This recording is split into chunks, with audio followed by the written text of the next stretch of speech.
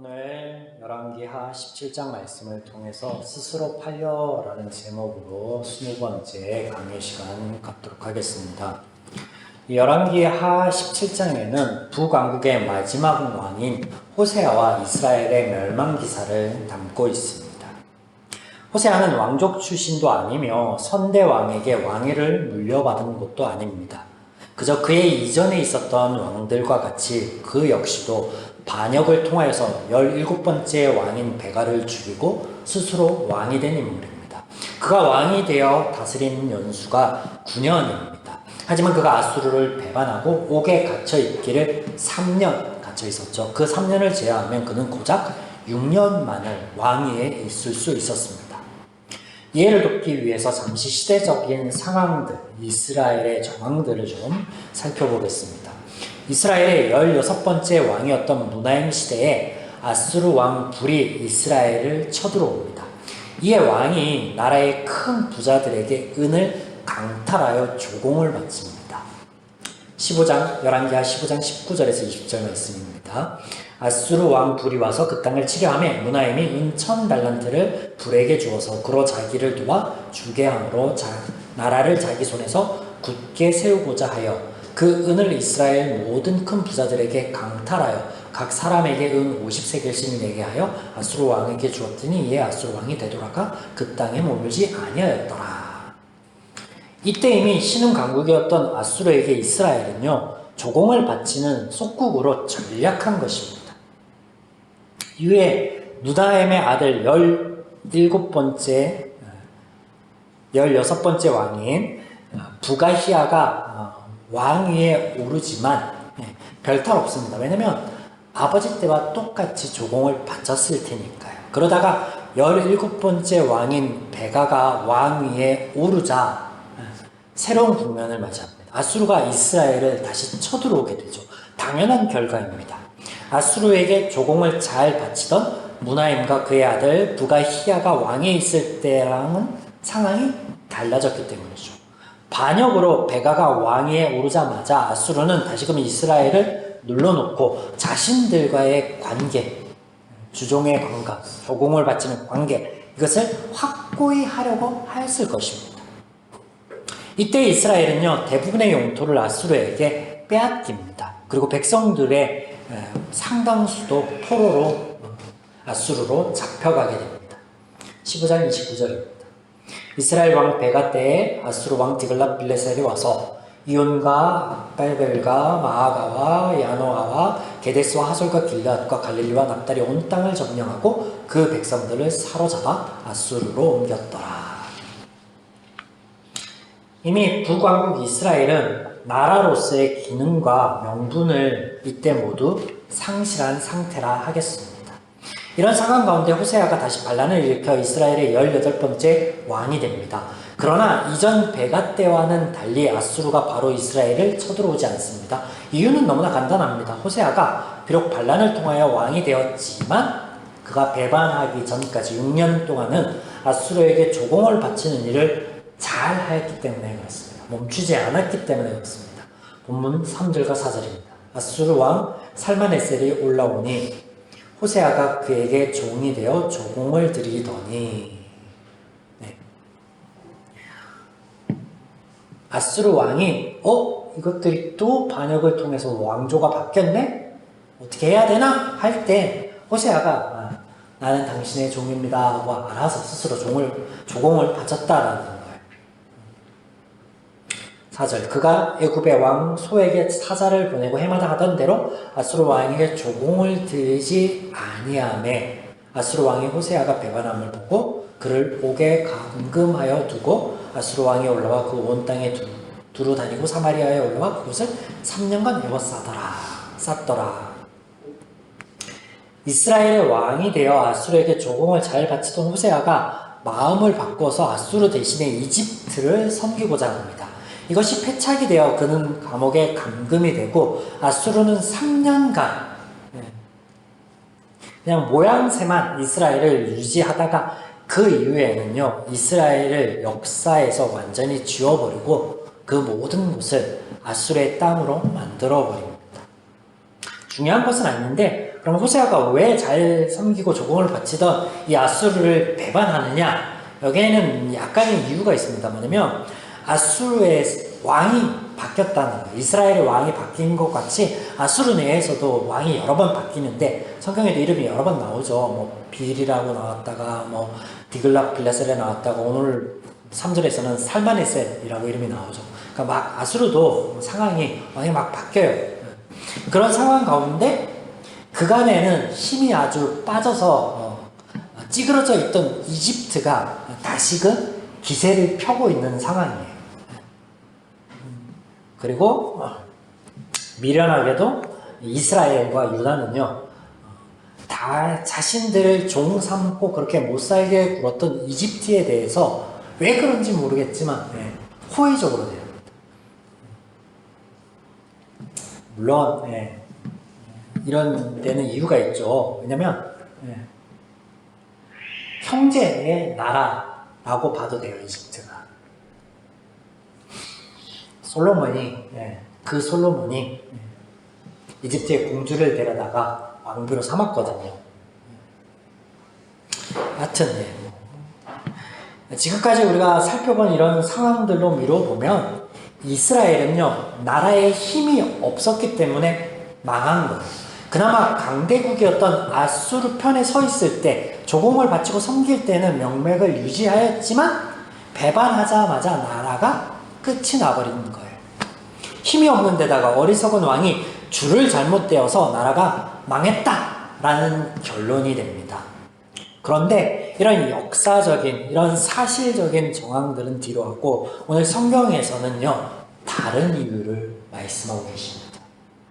먼저 호세아 왕에게 대하여는 그가 여호와 보시기에 악을 행하였다라고 말씀하시고, 또 이스라엘 자손들에게 행하여는 하나님께서 하나님께 죄를 범하고 또 다른 신들을 섬겼기 때문이다 라고 말씀하십니다. 본문 1, 2절과 7, 8절이 됩니다. 제가 왕과 나라를 따로 떼어 말씀드렸지만 결론은 같습니다. 성경에서 말씀하시는 이스라엘의 패망의 원인은 뭐예요? 그들이 하나님과 하나님의 말씀을 버렸기 때문입니다. 자, 그렇다면 하나님의 말씀을 버렸다라는 대목에서 과연 하나님의 말씀은 무엇입니까? 계명과 규례, 법과 같은 것들로서 명령된 것들, 이것이 하나님의 말씀일까요? 만약 그렇게 이해한다면 이스라엘의 패망은 하나님의 명령에 불순종한 결과 하나님에 의하여 심판받은 것이 맞습니다. 자, 이미 우리가 창세기부터 강해해오며 많은 부분들을 살펴보았지만 시간이 지났으니까 이 대목을 다시 한번 짚고 넘어가겠습니다. 결론부터 말씀드리면 하나님의 모든 말씀은요, 인간을 위한 것, 인간의 행복을 위한 것이에요. 그게 형태가 뭐 명령이나 뭐 어떤 법과 같이 그렇게 나와 있지만 이게 강제성을 띈다거나 혹은 조건부로 주어지는 게 아니에요. 그냥 지키면 이로운 거예요. 인간들이 이롭고 인간들이 행복한 거예요. 그래서 행복과 복의 원리로서 주어진 것이다. 그럼 과연 그런가? 두 가지만 한번 살펴보겠습니다. 먼저 십계명입니다. 십계명의 원리는 비교적 간단합니다. 전반부의 내용은 하나님을 섬기는 것이고 후반부의 내용은 이웃을 사랑하는 것입니다. 하나님을 섬기는 것 하면 을의 사람들은 하나님께 제사와 예배를 드리는 것, 찬양을 올려드리는 것, 제물을 바치는 것을 먼저 떠올리는데 아닙니다. 십계명의 내용 안에서 보시면 하나님을 섬기는 것은요, 이 섬기는 것은 무엇이냐면 우상을 섬기지 않는 것, 하나님을 위해 또 자신을 위해 어떤 형태로든지 하나님의 형상을 만들지 않는 것, 하나님께서 주신 안식을 누리는 것, 이것이 하나님을 섬기는 것이다 라고 십계명에서는 말씀하고 계십니다. 하나님께 예배하는 내용이 없어요. 하나님께 제사 드리는 내용이 없어요. 오히려 하나님을 향하여 무언가 하지 말라라고 하세요. 아무것도 하지 말라. 그냥 그저 하나님이 주시는 은혜를 누려라. 이게 하나님을 섬기는 것의 전부다라고 말씀하고 계세요. 성경과 찬송가 뒷면을 펼쳐서 확인해 보시면 제 말이 틀리지 않음을 아실 겁니다. 한 가지 더, 제사에 대해서 원론적인 부분을 한번 생각해 보면 제사 때 제물 등 동물, 물질들이 사용이 됩니다. 근데 이때 사용되는 물질들을 하나님이 받으시는 게 아니에요. 제사장 및 물질을 가져온 이들이 그것들을 고루 나눠 가졌습니다. 태워지는 건 일부고. 오늘날 헌금의 원리도 다르지 않습니다. 교육자들과 교회 공동체 위에 쓰여지지 이것을 하나님께서 가져가는 게 아니에요. 또한 제사 자체는요, 하나님을 섬기는 행위가 아니고 죄인들의 제사함을 위한 거예요. 여기 어디에 하나님을 위한 것, 하나님께 드리는 게 있습니다. 그런 원리는 없어요. 그러므로 10계명에 하나님을 섬기는 것, 하나님을 위한 것이 아닌 10계명에 하나님을 섬기는 것은 하나님을 위한 것이 아니라 인간을 위한 것이다 라는 결론을 도출해 볼 수 있죠. 마찬가지 후반부에 이웃을 사랑하고 섬기는 것도 부모 공경과 살인 탐심을 버리는 것을 말씀하시는데 이것을 지켜서 이루을 대상은 하나님이 아니에요. 지키는 이가 행복해지고 더불어서 그와 이웃들이 행복해지는 거예요. 모든 것이 인간들을 위한 말씀입니다.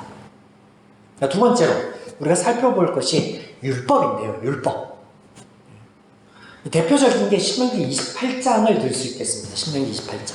이 말씀은 하나님의 말씀을 순종하여 얻게 되는 복과 불순종함에 받게 되는 저주라는 대목으로 많이 알려진 말씀인데 출애굽 이후에 이스라엘 백성들에게 하신 하나님의 말씀, 이스라엘이 지키겠습니다 라고 스스로 언약하였을 때 하나님께서 주신 그 말씀이자 모세의 마지막 설교라고 할 수 있겠습니다. 요약하면 이렇습니다. 자녀, 토지와 소산, 짐승 등이 복을 받을 것이다. 또 대적들이 너희 앞에서 패할 것이다. 내 창과 손이 수고하는 모든 일에 복을 얻을 것이고 꼬리가 아닌 머리가 될 것이다 라고 말씀하십니다. 어떻게 할 때? 여호와를 섬기고 말씀을 지킬 때. 반대로 여호와께서 내릴 저주에 대하여는 이렇게 기록하고 있습니다. 각종 질병들, 적국에게 패함, 열매를 맺지 못하고 토지의 소산과 수고의 결실들을 얻지 못할 것. 이 말씀에 등장하는 대목들은 하나님으로부터 오는 징계나 심판, 저주가 결단코 아닙니다. 이미 이스라엘의 삶 속에서 그런 것들이 있었으며 하나님의 은혜로 그와 같은 아픔들의 속에서 이스라엘은 구원을 받은 존재들입니다. 이스라엘의 역사를 거슬러 올라가 생각을 조금만 해보면 이와 같은 것이 보입니다.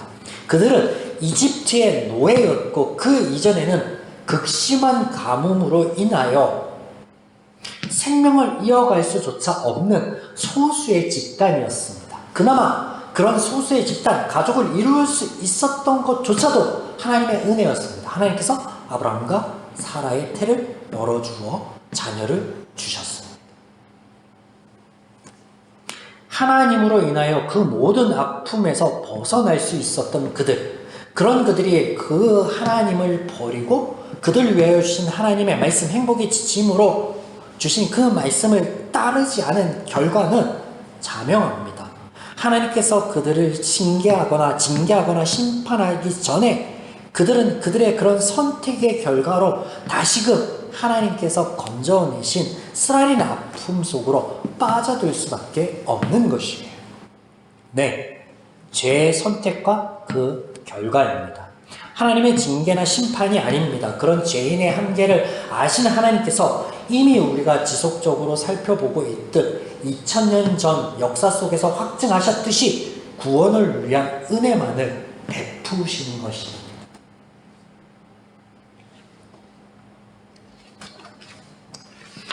하나님의 심판인 것처럼 징계인 것처럼 저주인 것처럼 등장하는 본문과 같은 구절들에 대하여는 죄인의 한계 안에 그들의 인식 안에 구약 성서의 저자들에 의해서 쓰여졌기 때문이다 라고 말씀드렸습니다. 이제 하나님께서 제가 말씀드린 것처럼 이해를 돕기 위하여 마련하여 주신 단초들이 본문에 등장하는데 단서들이 등장하는데 한번 확인해 볼까요?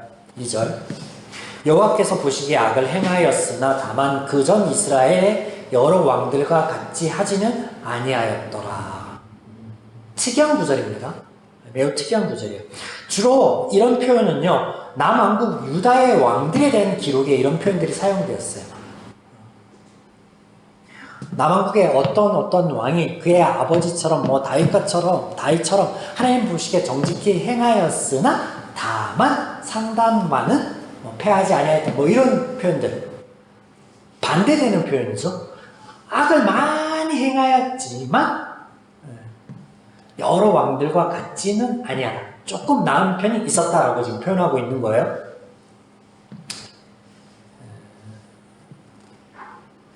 자, 남왕국의 왕들에 대한 표현하고 같다라는 거. 두 번째는요, 본문을 통하여서 호세아가 하나님 보시기에 행한 선한 일이 무엇인지 알 수 없다는 거예요. 다른 점이 뭔지 알 수 없다는 거예요. 굳이 다만 이것을 해석하기 위해 주석가들이 병행구절인 역대하 30장이라든지 호세아 10장들의 말씀을 인용하여서 해석하려고자 하는데 그렇게 애쓰지 않아도 됩니다. 우리가 앞서 한 가지 죄를 지으나 만 가지 죄를 지으나 죄인이 매는 똑같음을 살펴보았습니다. 마찬가지 많은 죄를 지은 사람이 한 가지 선한 일을 하든지 두 가지 선한 일을 하든지 그런 거는 의미가 없습니다. 결단코 그것으로 인하여 그가 선인이 될 수 없습니다. 하나님께서 이런 동일한 패턴의 소술들을 엮으심으로 다르지 않다라는 것을 보여주시는 거예요. 단초를 제공하여 주시는 거예요. 또 이런 대목보다 더 확실한 것이 본문에 등장합니다. 아수르의 점령국에 대한 정책이 본문에 등장하는데 그게 뭐냐면요, 민족 이주 정책과 더불어서 혼합 정책입니다. 사마리아를 점령한 아수르가 이스라엘 사람들을 잡아다가 아수르의 고산 강가로 이주시켜서 그곳에 살게 하고 반대로 비어있는 사마리아의 이방 여러 민족들을 데려다가 살게 합니다. 그런데 이 과정에서 아주 재미난 일이 발생합니다. 25절과 26절이에요. 그들이 처음으로 거기 거주할 때 여호와를 경외하지 아니하므로 여호와께서 사자들을 그들 가운데 보내어 몇 사람을 죽인지라.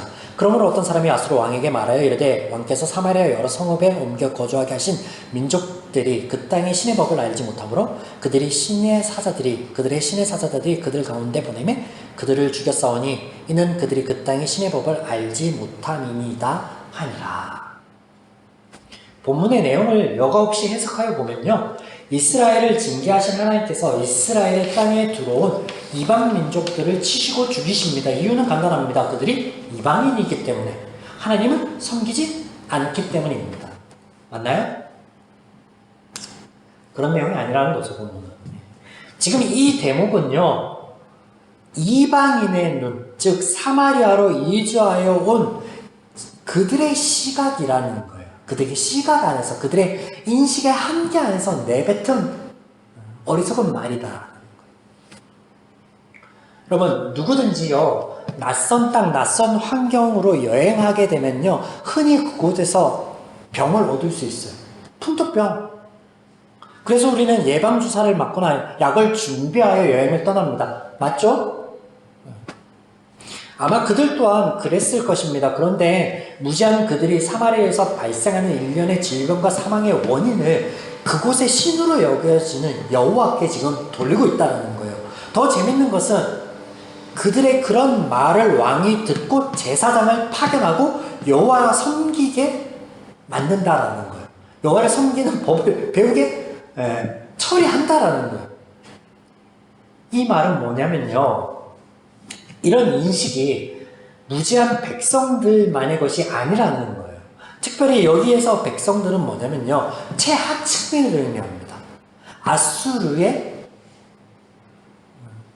그냥 백성도 아니고 전쟁 포로들, 이주시킨 이방 민족들. 그래서 최하층에서부터 시작하여 최고위층인 아수르의 왕에게 이르기까지 보편적으로 통용되었던 종교에 대한 생각이다라는 거예요.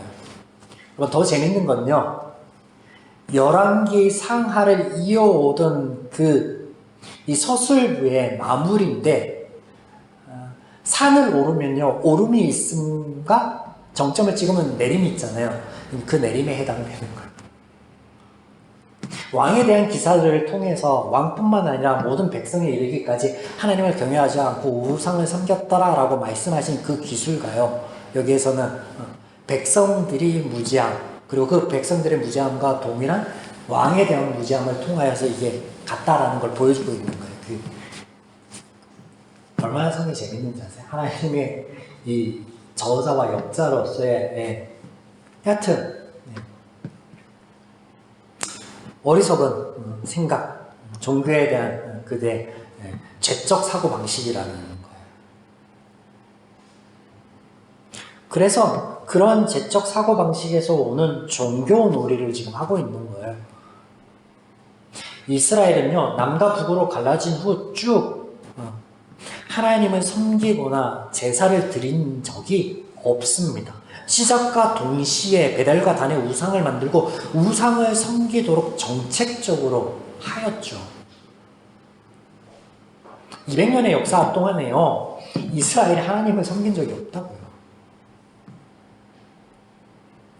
북이스라엘은 세워진 적이 없어요.